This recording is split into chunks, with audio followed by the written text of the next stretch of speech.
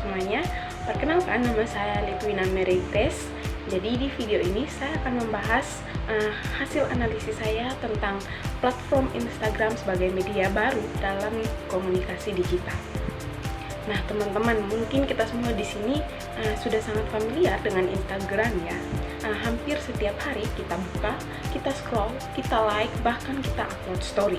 Tapi pernah nggak sih kita benar-benar berpikir sebenarnya Instagram ini mengubah cara kita berkomunikasi seperti apa? Nah, itu yang akan saya bahas pada video kali ini, tapi dengan cara yang santai supaya mudah dipahami. Jadi, kita mulai dari gambaran umumnya dulu ya. Sekarang kita hidup di era digital, di mana teknologi berkembang sangat cepat. Dulu itu komunikasi cenderung satu arah, misalnya dari TV ke penonton.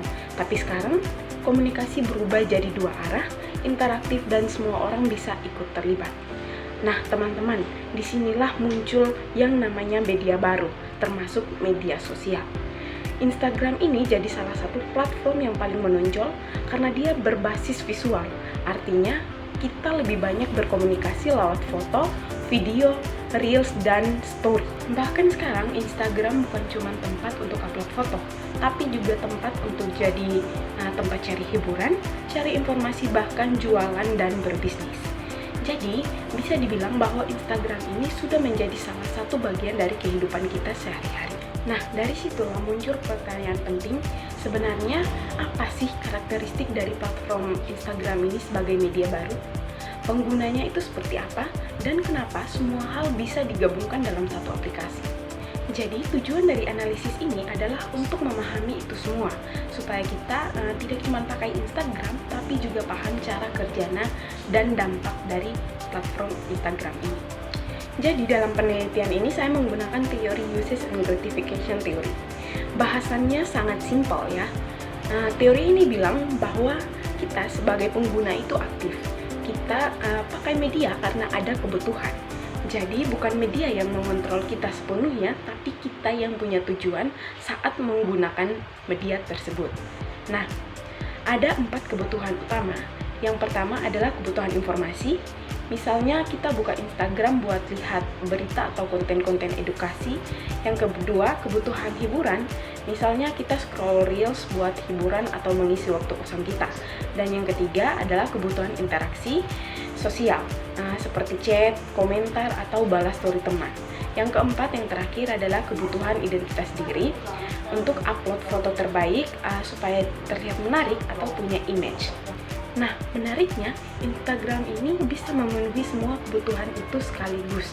Makanya orang bisa betah lama-lama di dalam aplikasi tersebut. Nah, untuk melalui penelitian, saya menggunakan pendekatan kualitatif yang artinya saya tidak menggunakan angka-angka, tetapi lebih fokus untuk memahami fenomena ini secara mendalam.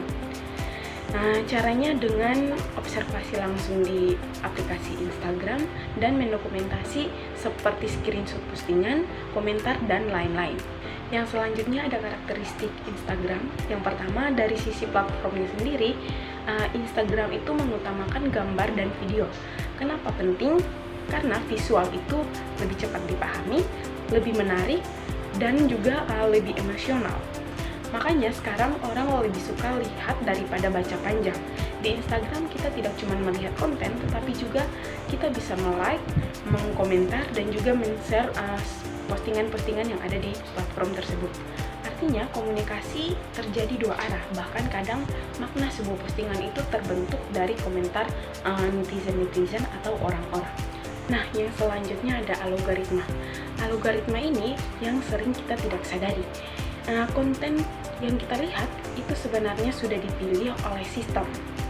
Jadi kalau kamu sering melihat konten-konten tertentu, Instagram akan terus menampilkan hal-hal yang mirip atau sama seperti hal-hal yang kamu searching tadi. Dampaknya apa? Kadang kita merasa dunia itu seperti yang kita lihat di feed, padahal itu hanya sebagian kecilnya saja. Selanjutnya ada karakteristik pengguna. Jadi pengguna itu bukan cuma penonton, tetapi juga pembuat konten. Kita upload, kita edit, dan kita share. Like dan followers jadi penting banget nih. Kadang orang merasa postingan saya bagus nggak ya kalau like-nya sedikit.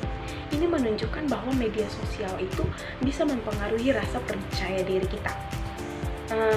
Yang selanjutnya, kita merasa terhubung tapi terpisah. Kita bisa terhubung dengan banyak orang, tetapi tetap berada di lingkaran minat kita masing-masing.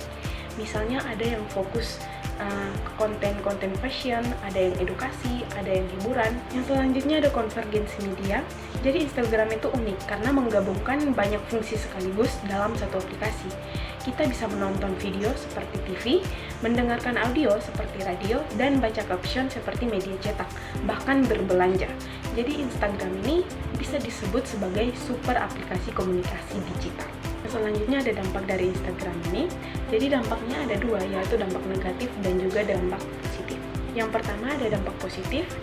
Dampak positifnya ini bisa membantu kita memudahkan dalam berkomunikasi dan membuka peluang bisnis dan juga memperluas jaringan sosial kita. Namun ada juga dampak negatifnya, yaitu kita merasa kecanduan, tekanan sosial, dan sering membandingkan diri. Nah, pola pikir kita jadi cepat namun kurang mendalam. Jadi dari semua pembahasan ini, saya simpulkan bahwa Instagram ini adalah media baru yang sangat kuat karena ada gambar visualisasinya, interaktif, dan berbasis algoritma. Penggunanya aktif dengan berperan sebagai pembuat sekaligus juga konsumen konten itu sendiri. Selain itu, Instagram juga menggabungkan banyak fungsi dalam satu platform yang membuatnya lebih menarik, tetapi juga membuatnya ketergantungan. Jadi sebagai pengguna kita perlu lebih sadar dan lebih bijak. Jangan hanya menggunakan Instagram, tetapi juga memahami dampaknya dalam kehidupan kita. Sekian dari saya, terima kasih atas perhatiannya dan mohon maaf jika ada kesalahan informasi yang saya sampaikan.